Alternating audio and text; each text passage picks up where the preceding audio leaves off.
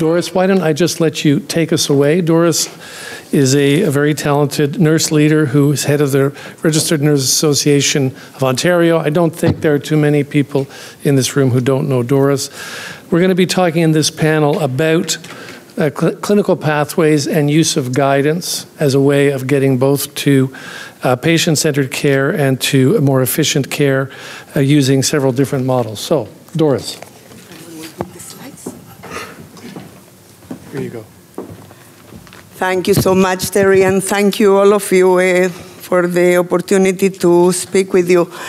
Let me just, out of curiosity, ask how many of you are one of our BPSOs, Best Practice Spotlight organizations? Bravo. Thank you. 10 minutes, Doris. Yes, absolutely. And let me take the watch. Let me take the watch so we make sure it's 10 minutes. And you don't rob me from a minute, Terry. So, slides are not working. Here we go. Let me address first, still they're not working. Okay. Let me address first the issue of clinical practices in the context of actually the previous discussion.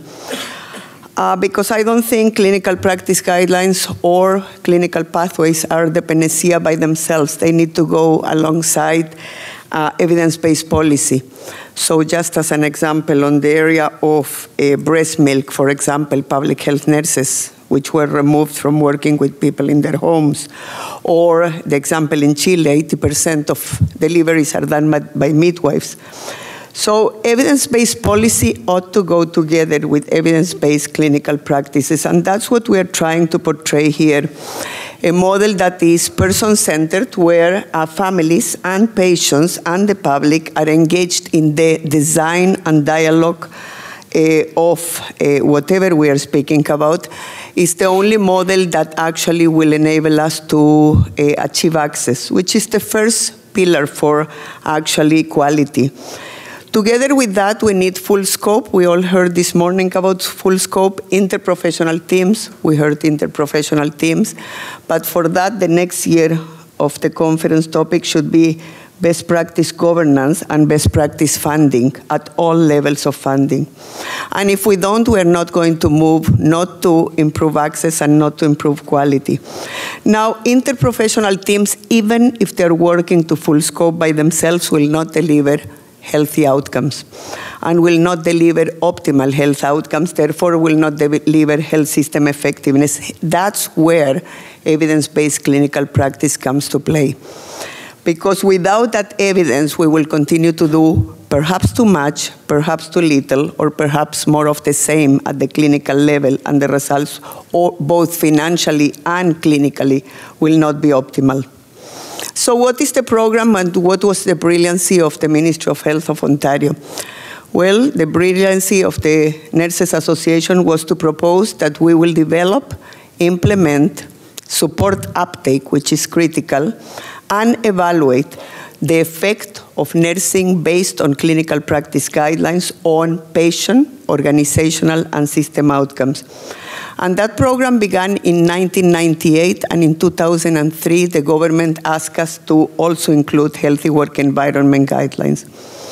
The program is robust in all its pillars of guideline development, and as you know, they are being used at the Council of Federation, where CNA and CMA and us are involved. They are being used both at the provincial, national, and international level, and you will see soon what I mean by that. But the program is equally solid at the level of implementation, and hence my beef with the Council of Federation initiative. It's terrific in selecting the guidelines that need to be used, but falls awfully short in actually dedicating itself, or the premiers dedicating funding to support uptake and sustainability of changes in clinical practice. And unfortunately, changes in clinical practice, much by habit, much by conviction or good intentions, are difficult to change. They don't happen by osmosis. And so we have the three pillars of guideline development, support for implementation, and then all the aspect of evaluation, which we are just venturing now into that in a big way. We have at this point 38 clinical practice guidelines, many of which are in the second edition because we are actually endeavor to government to review them every 4 years. And we have 9 healthy work environment guidelines.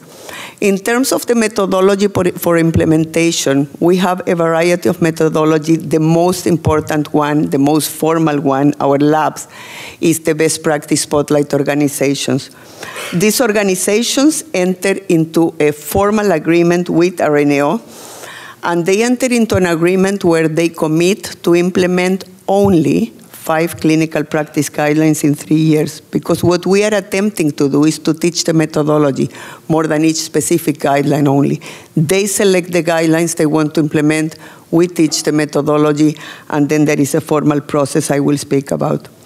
There are, of course, also individual strategies like development of champions. Many of the VPSOs, in fact, all of the VPSOs are committed to that, but also organizations that are not best practice spotlight organizations choose to develop champions. And we have also initiatives at the national, at the provincial, and at the international level. Examples are the smoking cessation across Ontario, the falls prevention for CPSI, which we are leading for them, and several others that time doesn't allow to explain. What is the formal partnership of VPSOs? And I want for us to pay special attention to this because it actually ties back to many of the discussions we had during the day.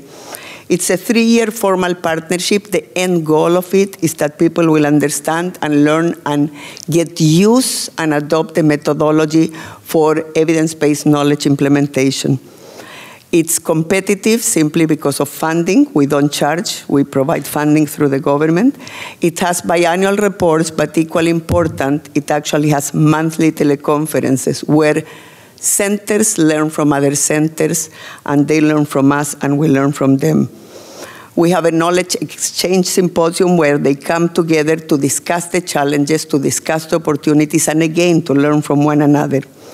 It not only ignites the minds and the spirit of nurses and other health professionals, yes, there are many physicians in these centers using the guidelines, but also ignites the motivation and the re-engagement in the workplace.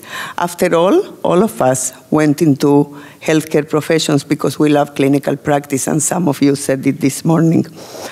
We look at outcomes at the patient level, at the health outcomes level, if it's public health units, for example, at the community level, at the organizational level, and yes, also at the system level. We have best practice spotlight organizations in 297 sites in the world, including the government of Spain, which is running BPSOs in their own country using the methodology and the training of RNAO. They actually were one of the first to translate, with permission, all the guidelines into Spanish. We have BPSOs in Colombia, in Chile, in China, etc., Australia, etc. And of course, many, many, many here right at home. This is the new venture where we are. We are now launching, and in fact, I'm heading home for the first international advisory with the best minds internationally on the area of evaluation of an evidence-based practice. We have the guru from Belgium that is part of the advisory. We have the person from the American Nurses Association who is part of the advisory.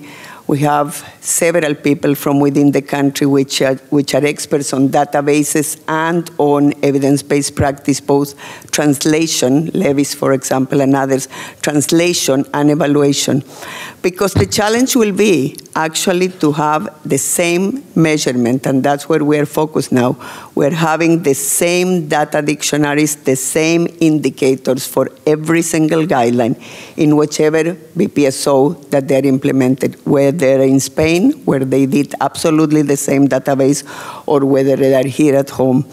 So, awards are important, but the outcome that I'm after, Terry, as you probably know since many years that you know me, is to put to rest one single question. Does nursing practice, based on evidence, delivers or not, better patient, organizational and system outcomes. And yes, it will. And if not, some of those guidelines need to go to rest. Thank you very much.